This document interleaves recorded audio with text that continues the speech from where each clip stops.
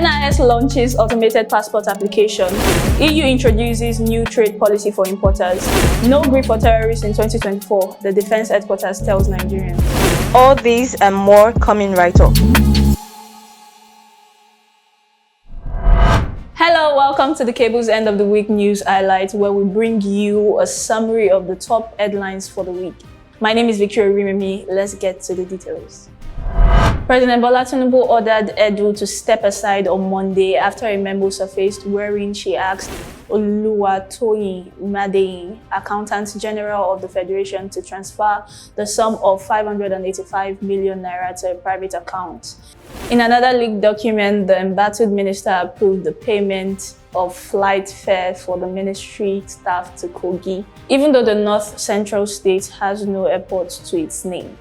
Tinubu also directed the Economic and Financial Crimes Commission to conduct thorough investigation into all aspects of financial transactions involving Edu's ministry. Nyesom Wike, Minister of the Federal Capital Territory, says at the appropriate time, the individual who wields political control in Rivers would be known. Wike and Siminalayi Fubara, his successor, have been at loggerheads over control of the political structure of the state. Alluding to the political crisis in the state, Wike said, "Forget about these hungry noisemakers on the road. When the time comes, we'll know who is in charge or who is not in charge."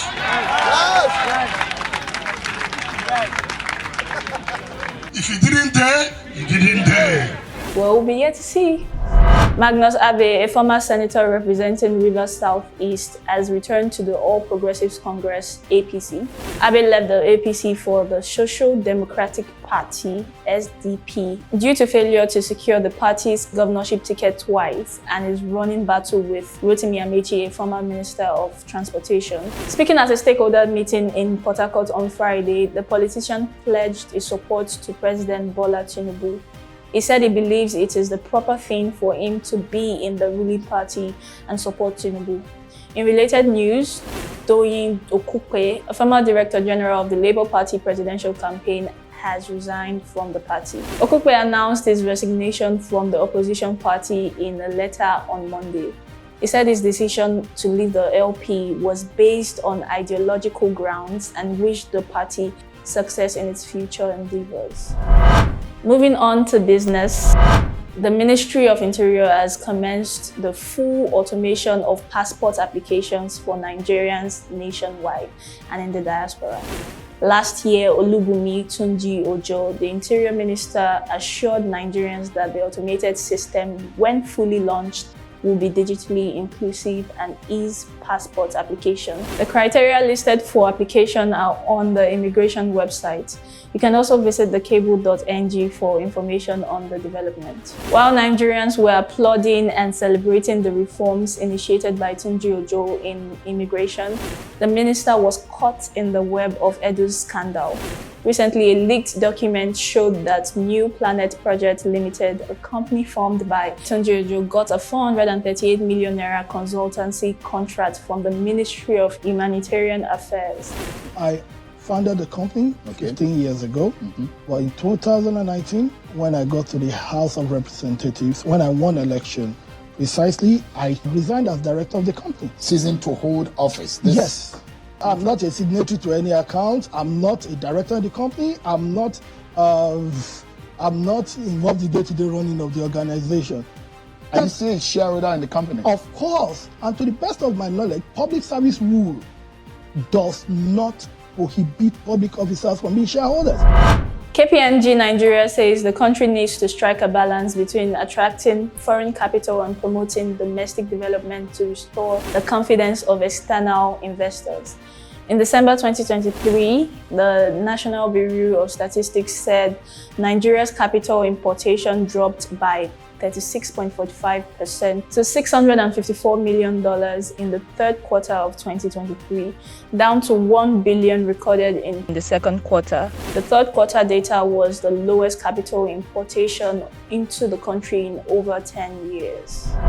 The Federal Inland Revenue Service has directed banks to commence the deduction of the sum of 50 naira as electronic money transfer levy from foreign currency transactions. The EMTL is a single one-off charge of 50 naira on electronic receipt or transfer of money deposited in any commercial bank or financial institution on any type of account on sums of 10,000 naira and above.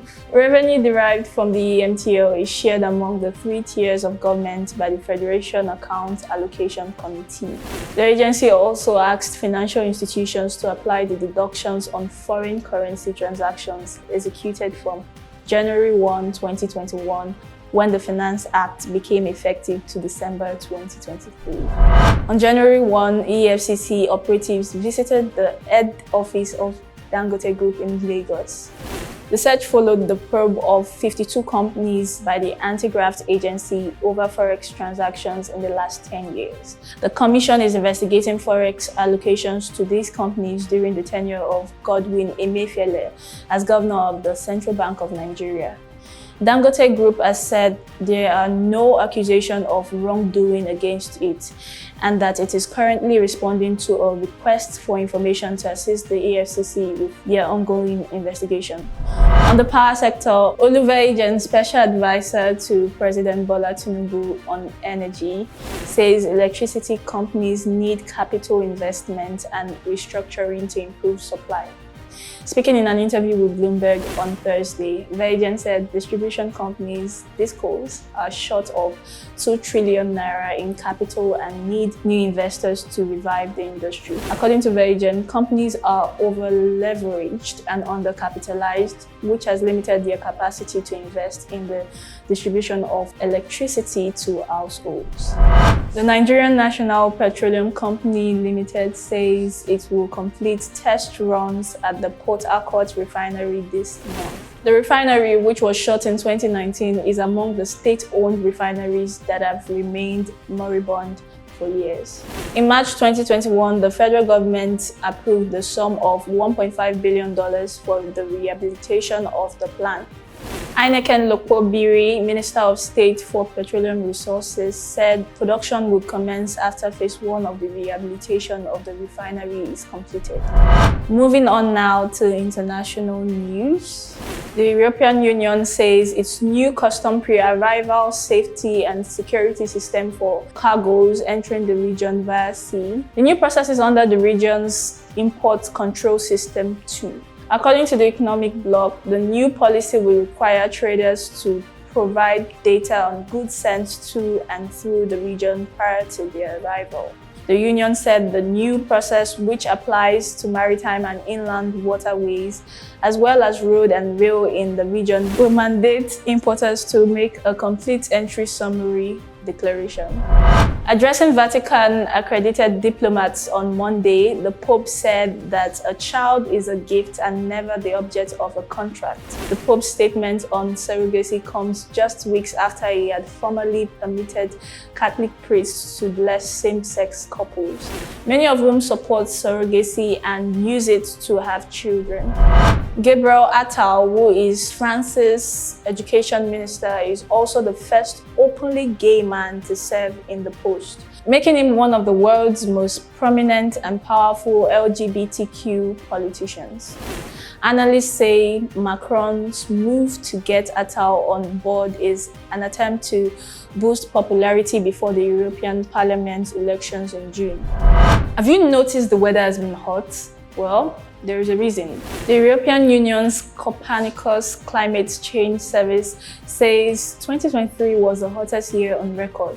The report, which was released on Tuesday, confirmed 2023 as the warmest calendar year in global temperature data records since 1850. The report also projected that January or February 2024 will exceed 1.5 degrees Celsius above pre-industrial level. Human activities have made the planet warmer and have exacerbated extreme weather patterns. And now to sports. Nigerian lovers of football will be able to watch AFCON on DSTV and GoTV. MultiChoice Group, the parent company of DSTV and GoTV, has announced that its channels will air games of the forthcoming African Cup of Nations. MultiChoice added that its Super Sport channels will air all 52 games of the competition due to kick off on Saturday. Hitherto, MultiChoice failed to acquire the broadcasting rights of AFCON after it was beaten to the broadcasting rights by New World TV, a Togolese audiovisual group. Meanwhile, the Nigerian Television Authority will also be airing all 52 games. Capping the highlights with some entertainment. A Tribe Called Judah, a family comedic drama produced by Funke Akindele, has become the first Nollywood movie to hit 1 billion naira at the Nigerian box office.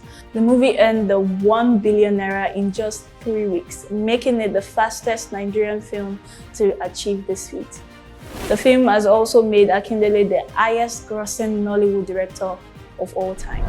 African Giant, a 19-song project by Burna Boy, has been listed among Rolling Stone's 500 greatest albums of all time. In the latest edition, published on December 31st, African Giant, Burna Boy's fourth studio album, secured the number 330 spots, making it the best Nigerian album on Rolling Stone's list. Released in July 2019, the body of work won Album of the Year at the 2019 All Africa Music Awards and was nominated for Best World Music Album at the 62nd Annual Grammy Awards. And to wrap it up, the Defense Headquarters has adopted the No Grief for Anybody trend in urging Nigerians to see security as a collective responsibility.